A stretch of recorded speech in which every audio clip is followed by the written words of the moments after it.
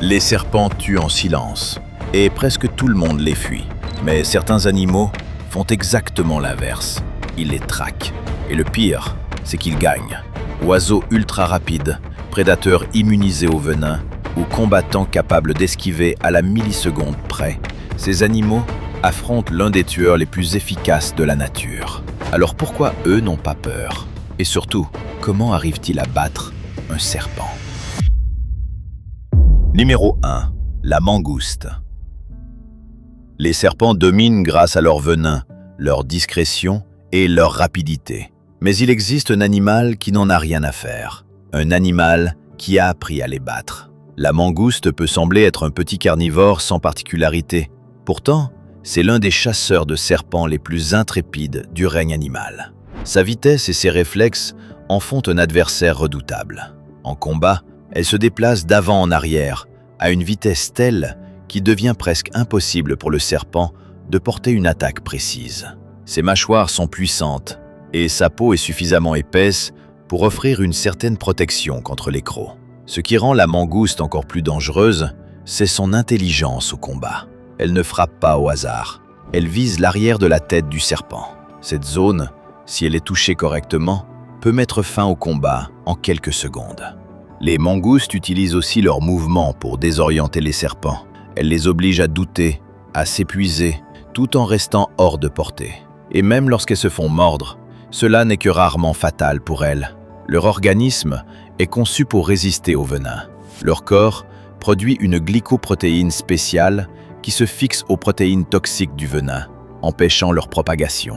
Cela signifie qu'une morsure capable de tuer un autre animal ne suffit pas forcément à les arrêter. Encore plus impressionnant, ce savoir se transmet. Les adultes entraînent leurs petits étape par étape, d'abord avec des serpents morts, puis avec des serpents neutralisés. Finalement, les jeunes affrontent seuls des serpents vivants. Une fois adultes, ils ont vu, appris et pratiqué suffisamment pour être prêts.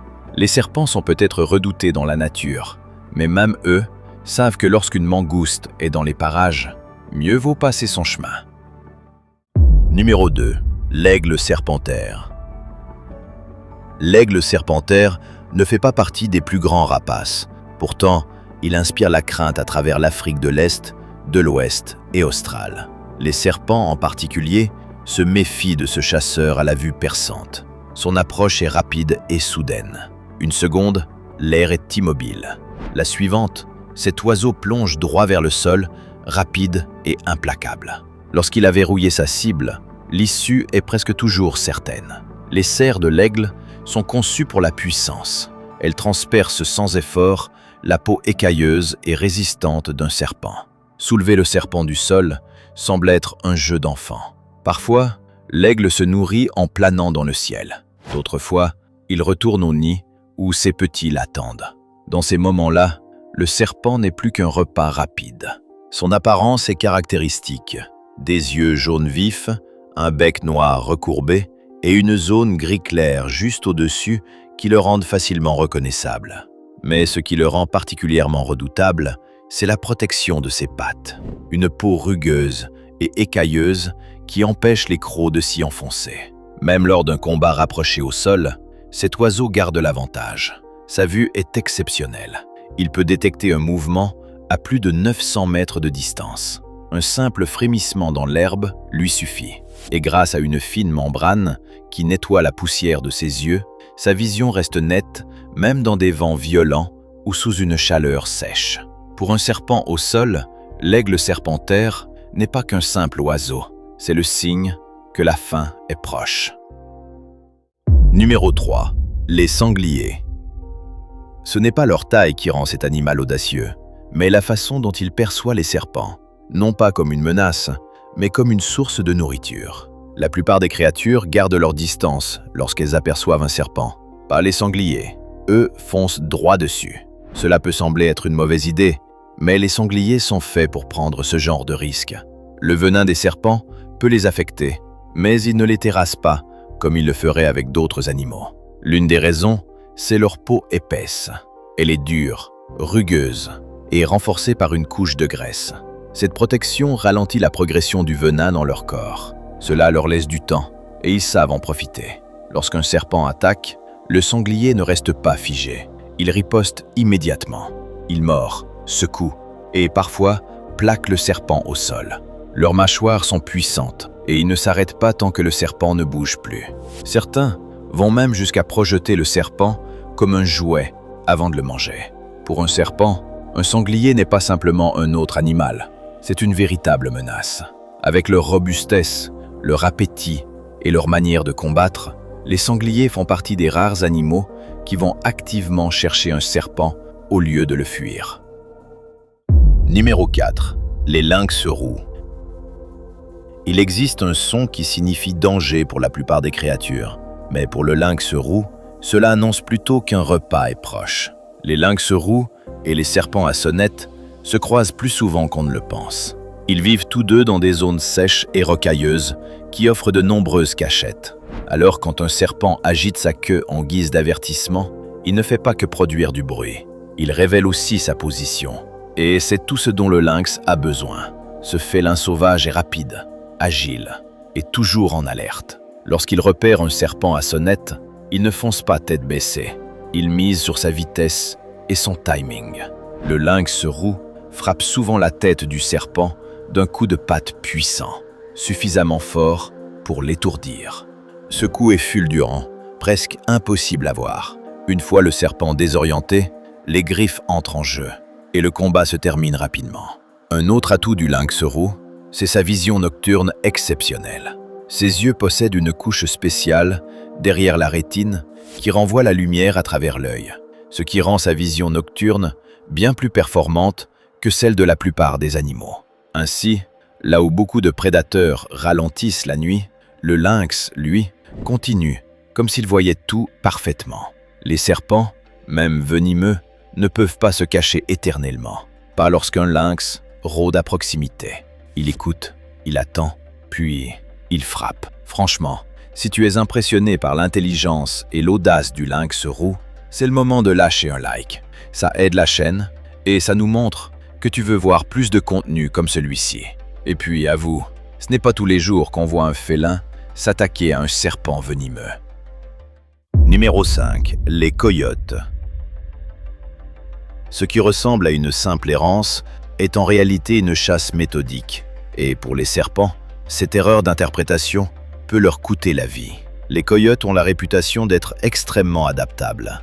Ils mangent à peu près tout ce qu'ils peuvent attraper ou trouver. Cela inclut les serpents, et pas seulement les inoffensifs. Même des espèces venimeuses comme les cobras ou les vipères finissent à leur menu. Dans la nature, la survie dépend de ce que l'on trouve, et les serpents sont souvent des proies accessibles. Les coyotes n'hésitent pas à prendre ce risque. Ils ne tombent pas sur des serpents par hasard, il y a une véritable méthode. Les coyotes utilisent une technique appelée mousing. Ils restent parfaitement immobiles, à l'écoute du moindre bruit. Dès qu'ils perçoivent le plus léger mouvement, ils passent à l'action. Leur bond est rapide et précis. Au moment où la proie réagit, il est déjà trop tard. Ce qui rend cette technique si efficace, c'est leur ouïe. Les coyotes peuvent détecter des sons infimes à des distances impressionnantes. Un serpent peut se croire en sécurité, caché sous l'herbe ou derrière une pierre, mais un simple frottement ou un léger sifflement suffit à le trahir. Pour un humain, ce bruit serait presque imperceptible. Pour un coyote, c'est un signal clair. Ce mélange de patience et de précision fait des coyotes une véritable menace pour les serpents. Tandis que le serpent pense rester invisible, le coyote est déjà en train de se rapprocher, et une fois qu'il attaque, il y a rarement une seconde chance. Numéro 6. Le grand-duc d'Amérique. Lorsqu'il s'agit de grands oiseaux dont les serpents devraient vraiment se méfier, le grand-duc d'Amérique est en tête de liste. Cet oiseau se déplace avec une telle rapidité et frappe avec une telle puissance que les serpents ont à peine le temps de réagir. Un instant, il se chauffe au soleil ou rampe dans l'herbe. L'instant d'après, ses larges ailes sont déjà déployées au-dessus d'eux et il n'y a plus rien à faire. L'une des raisons principales de sa dangerosité, ce sont ses serres. Ses griffes sont redoutables. Leur force de pression a été mesurée entre 90 et 225 kg. C'est largement suffisant pour infliger de graves dégâts à un humain. Alors, imagine sur un serpent. Une fois que ses serres se referment, tout est réglé en quelques instants. Cette puissance brute fait du grand-duc d'Amérique l'un des prédateurs les plus redoutés. Il ne se contente pas de chasser les serpents. Grenouilles, rongeurs et insectes, comme les scorpions, font aussi partie de son alimentation. Tout ce qui bouge et qui est assez petit devient une cible. Et il sait adapter sa technique à chaque proie. Il chasse avec précision et ne perd pas de temps. Ce qui est vraiment impressionnant, c'est la vitesse à laquelle tout cela se déroule. Sa façon de voler et d'attaquer est si fluide qu'elle en devient presque imperceptible. C'est aussi pour cela qu'il jouit d'une solide réputation en Amérique du Sud et en Amérique centrale. En fait, il est considéré comme l'un des rapaces les plus puissants de ces régions. Et ce n'est pas pour rien. Il est parfaitement conçu pour un vol silencieux, une prise implacable et une précision parfaite. Numéro 7. Les buses à queue rousse. Les serpents aiment rester cachés. Ils comptent sur leur capacité à se fondre dans leur environnement. C'est leur plus grand atout. Mais les buses, elles, n'ont pas besoin de se dissimuler. Il leur suffit d'une vue dégagée et du bon moment. Et en matière de timing, les buses à queue rousse sont de véritables expertes. On les trouve partout en Amérique du Nord. Vous en avez probablement déjà vu une, sans même vous en rendre compte. Elles se perchent en hauteur, immobiles. Poteaux téléphoniques, grands arbres, falaises rocheuses, voilà leur poste d'observation, d'où elles scrutent tout ce qui se passe en dessous. Leur vision leur permet de détecter le moindre mouvement, un frémissement de queue, un léger déplacement dans l'herbe. Dès qu'elles repèrent un serpent, tout s'accélère. Avant même que le serpent ne puisse se recroqueviller ou fuir, la buse attaque. Ses serres acérées se referment avec une puissance impressionnante. Parfois, l'impact seul suffit. Sinon, elle écrase ou étouffe sa proie jusqu'à ce qu'elle cesse de bouger. Tout se termine très vite. Dans certaines régions, les serpents représentent une part tellement importante de leur alimentation qu'ils constituent plus de 40% de ce qu'elles consomment. Cela en dit long sur leur efficacité à les chasser. Les serpents peuvent être redoutés par de nombreux animaux, mais pas par celui-ci. Les buses à queue rousse ne reculent jamais. Numéro 8. L'araignée à dos rouge. Vous ne feriez probablement pas attention à une créature à peine plus grande qu'un ongle. Pourtant, dans les régions sauvages d'Australie, même les plus petites peuvent causer de sérieux problèmes à un serpent. Et cette fois, ce n'est ni un oiseau, ni un lézard, ni un mammifère sauvage. C'est une araignée. Les araignées à dos rouge ne paient pas de mine au premier regard. Elles sont petites, noires et restent généralement discrètes dans les coins, les abris de jardin ou les buissons. Mais ne vous fiez pas à leur taille.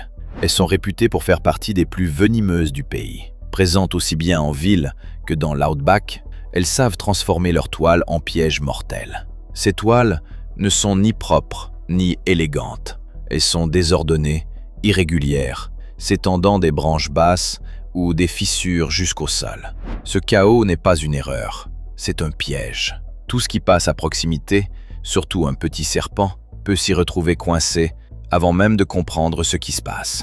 Lorsqu'un serpent jeune ou de petite taille se fait piéger, l'araignée agit rapidement. Elle le mord et lui injecte un venin suffisamment puissant pour le paralyser.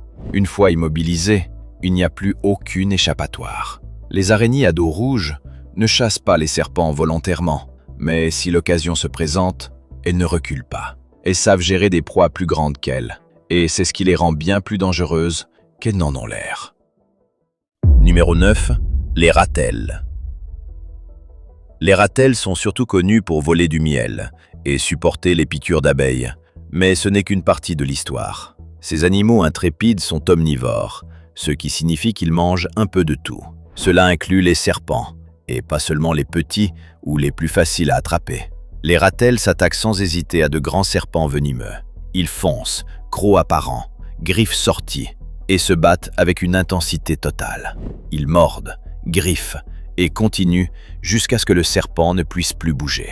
Leur efficacité repose sur plusieurs atouts clés. D'abord, leur résistance au venin.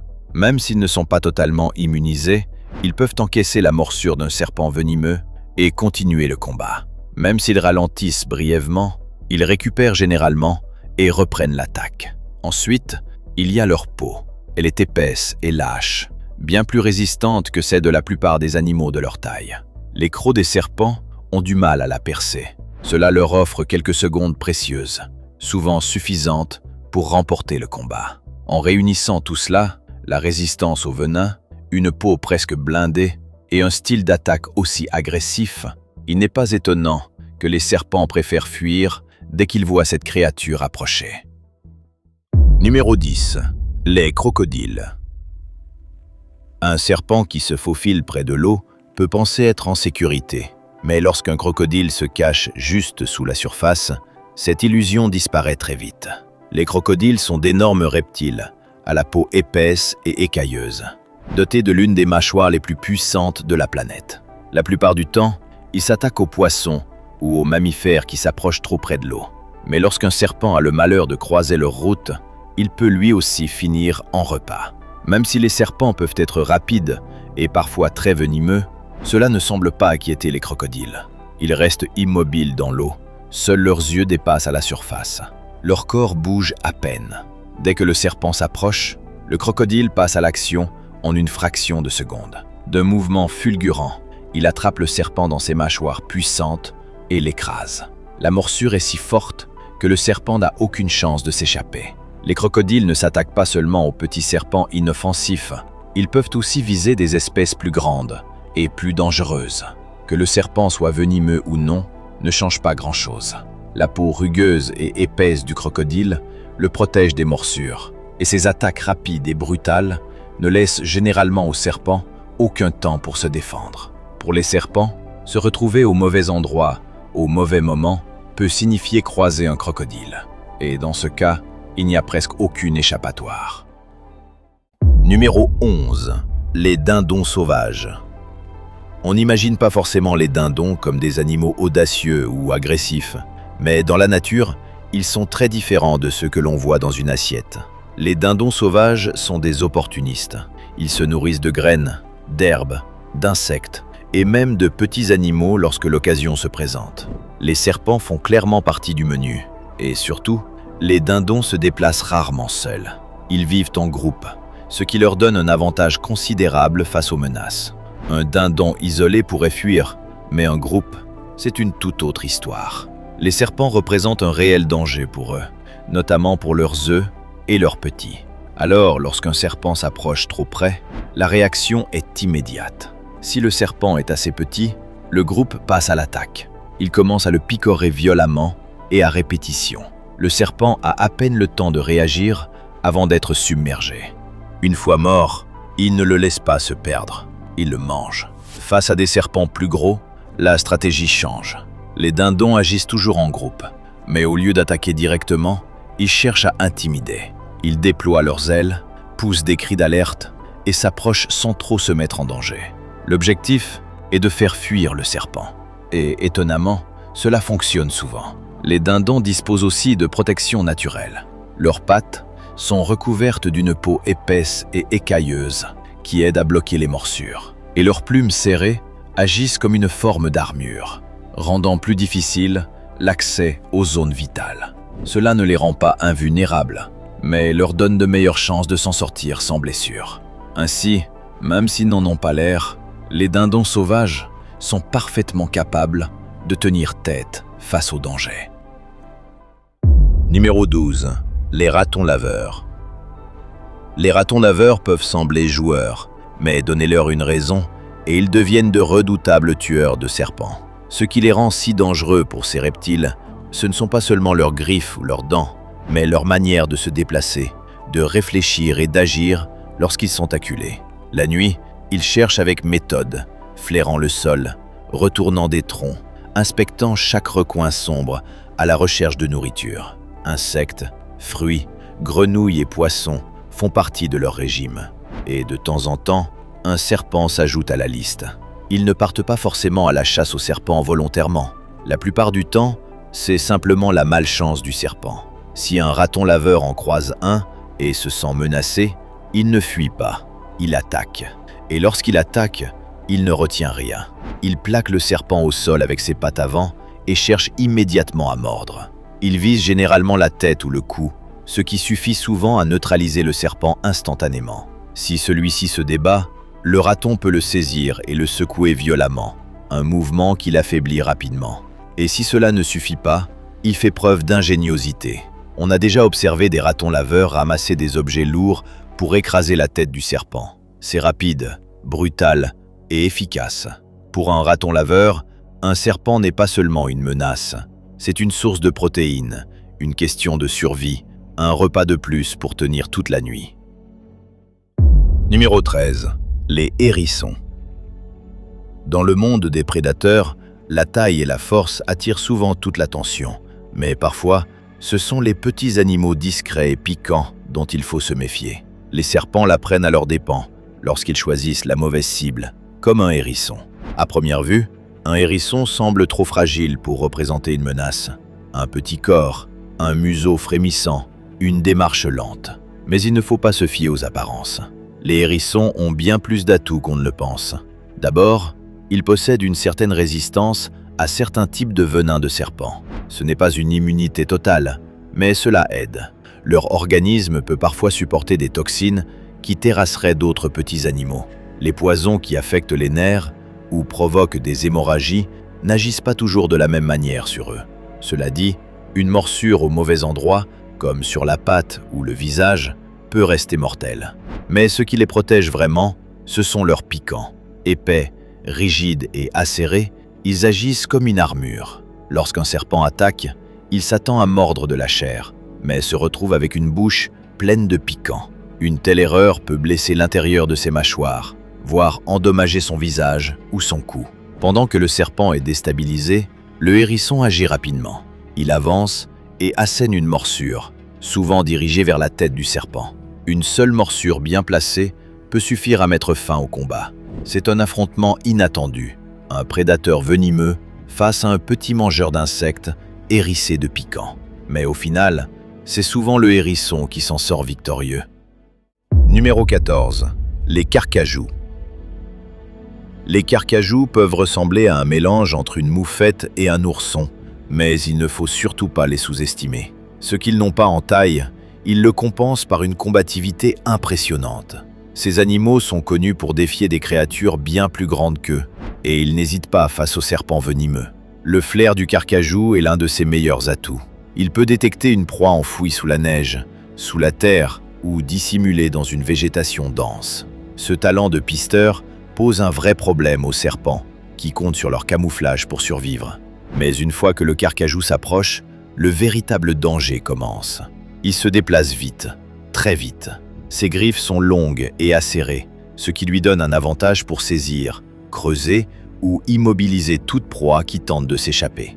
Il ne poursuit pas les serpents à découvert. Il préfère attendre à couvert, puis bondir sans avertissement. Même les serpents à sonnette ou les mocassins d'eau ont du mal à réagir à temps. Si le serpent attaque, sa morsure ne parvient souvent pas à pénétrer profondément. La fourrure épaisse du carcajou agit comme une armure, lui laissant le temps de terminer le combat. Les carcajous ne fuient pas le danger, ils foncent droit dessus. Et face au serpent, cette audace fait toute la différence. Numéro 15. Les moufettes. La plupart des gens connaissent les moufettes pour une seule chose, leur spray. Son odeur suffit à faire réfléchir n'importe quel prédateur avant de s'en approcher. Mais les moufettes ne se résument pas à ça. Aussi étonnant que cela puisse paraître, ce sont de véritables chasseuses lorsqu'il s'agit de serpents. Elles se nourrissent généralement d'insectes, de vers et de petits rongeurs comme les souris. Elles fouillent le sol, flairant les insectes et les larves. Mais leur alimentation n'est pas fixe. Elle dépend de ce qu'elles trouvent. Et c'est là que les serpents entrent en jeu. Les serpents à sonnette, en particulier, font partie de leur régime. En réalité, les moufettes font partie des rares animaux immunisés contre le venin de serpent. Même de fortes doses, capables de tuer un chien en quelques minutes, ne semblent pas les affecter. Cela leur donne un avantage énorme. Elles n'ont pas à craindre les morsures lorsqu'elles attaquent. Elles utilisent leurs griffes pour déterrer les serpents cachés dans des terriers. Une fois localisées, elles passent à l'action rapidement. Leurs dents acérées visent directement la tête ou le cou du serpent. La morsure est rapide, et une fois le serpent mort, elles le mangent. Pendant les mois les plus chauds, Si vous voyez une moufette près de chez vous, elle vous rend peut-être service. Les serpents à sonnette ont tendance à éviter les zones où les moufettes sont actives. Ils connaissent le danger. Les moufettes n'ont pas peur d'eux, et si l'occasion se présente, elles les tuent et les mangent. Alors que la plupart des gens cherchent à éviter les moufettes, les serpents, eux, ont une raison encore plus valable de s'en tenir éloignés. Numéro 16. Les civettes. La civette n'a pas l'air particulièrement dangereuse, mais pour un serpent, c'est probablement l'une des pires rencontres possibles. Les civettes ressemblent à des chats à bien des égards. Elles possèdent des réflexes rapides et un instinct affûté. En plus de cela, leur système digestif est suffisamment robuste pour supporter des proies que la plupart des animaux évitent. Mille-pattes toxiques, termites agressifs, des choses qui rendraient d'autres animaux malades, ne les affectent presque pas. Cela montre à quel point leur organisme est résistant. Même si les serpents ne constituent pas leur principale source de nourriture, les civettes ne reculent pas face à eux. Si elles en croisent un, elles réagissent sans hésiter. Leur rapidité leur permet d'esquiver les attaques mortelles. Plus important encore, elles savent quand attaquer et exactement où mordre. Ce qui fait vraiment des civettes une menace pour les serpents, c'est leur résistance biologique au venin. Là où d'autres animaux s'effondreraient après une seule morsure, elles tiennent bon. Le venin ne submerge pas leur organisme. Dans de nombreux cas, ces effets ressemblent à ceux d'une simple maladie légère.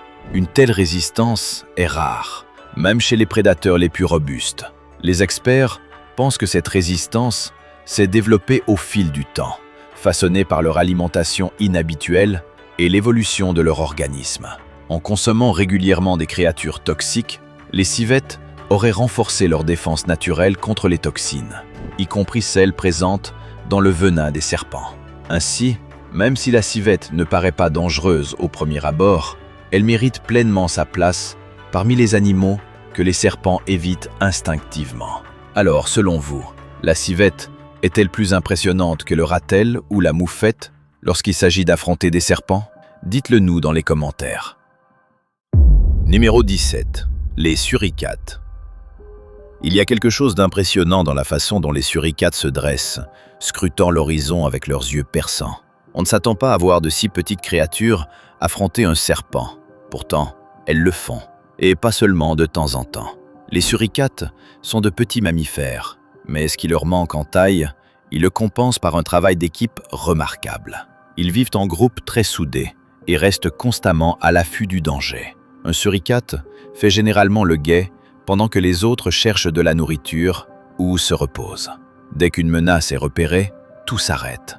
Tous les regards se tournent vers le danger. S'il s'agit d'un serpent, la situation devient immédiatement sérieuse. Les serpents s'introduisent parfois dans les terriers des suricates, cherchant à en surprendre un. Mais dès qu'ils s'approchent trop, tout le groupe réagit ensemble. Lorsqu'il s'agit d'affronter un serpent, les suricates suivent une véritable stratégie. Ils l'encerclent et attaquent sous différents angles. Leur objectif est de le désorienter. Pendant que l'un attire son attention, un autre mord. Cette coordination perturbe le serpent et donne au suricate l'occasion de frapper encore et encore jusqu'à ce qu'il ne représente plus une menace. Ils s'attaquent généralement à de petits serpents non venimeux, mais si nécessaire, ils affrontent aussi des espèces venimeuses. L'un de leurs grands atouts est leur résistance. Les suricates sont naturellement résistants au venin de nombreux serpents, ainsi qu'à celui des scorpions, et même des mille-pattes. Cette résistance, combinée à leur rapidité et à leur stratégie de groupe, fait d'eux un véritable cauchemar pour les serpents. Peu d'animaux osent affronter un prédateur venimeux et s'en sortir indemnes. Mais les suricates, eux, y parviennent, et toujours ensemble. Numéro 18. Le serpentaire. Certains prédateurs fondent depuis le ciel. D'autres avancent avec précision dans l'herbe, comptant non pas sur la taille ou le vol, mais sur la puissance et la précision. Le serpentaire appartient à cette seconde catégorie, et il n'hésite pas lorsqu'un serpent croise sa route. Cet oiseau ne ressemble pas à ceux que l'on voit percher dans les arbres ou planer dans le ciel. Il passe plus de temps à marcher au sol qu'à voler. Avec ses longues pattes droites et son regard acéré fixé vers le sol, il patrouille les espaces ouverts à la recherche du moindre mouvement. Son style de chasse est méthodique et réfléchi.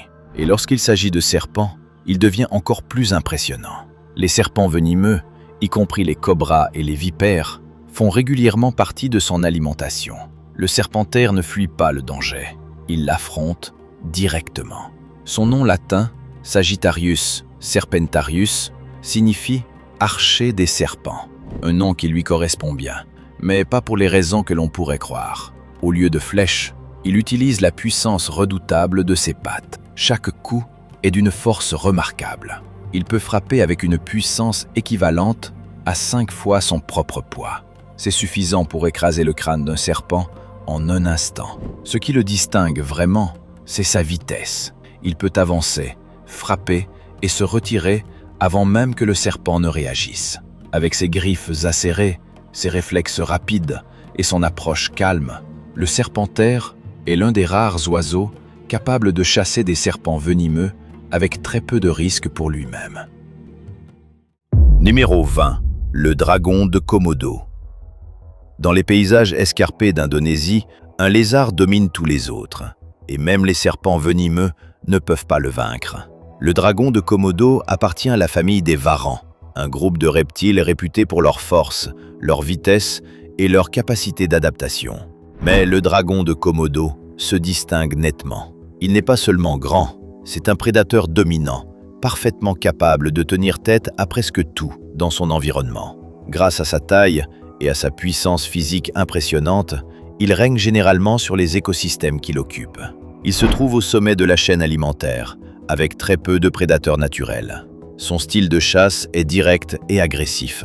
Qu'il s'attaque à des insectes, des oiseaux ou même à de grands mammifères, il mise sur des accélérations soudaines et une force brute pour terrasser ses proies.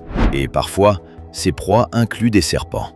La plupart des serpents, même les plus dangereux, ne font pas le poids face à un dragon de Komodo.